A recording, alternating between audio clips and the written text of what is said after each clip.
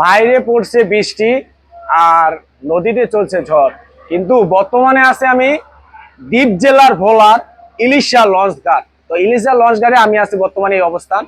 MB সুরভি 8, যেটা ইলিশার নৌরুটের সর্ববৃহৎ নৌযান। আর অনেকে বলে এটাকে অনেক গতিশীল নৌযান, কিন্তু তেমন গতিশীল দেখা যায় না ঢাকা ইলিশা ঢাকা নৌরুটে এই সুরভি 8 লঞ্চটি। অনেকে বলে যে আগে এক সময় ঢাকা বরিশাল ঢাকা রুটের এক সময় ডাইহার্সুর পাওয়ারের গর্জনে মোট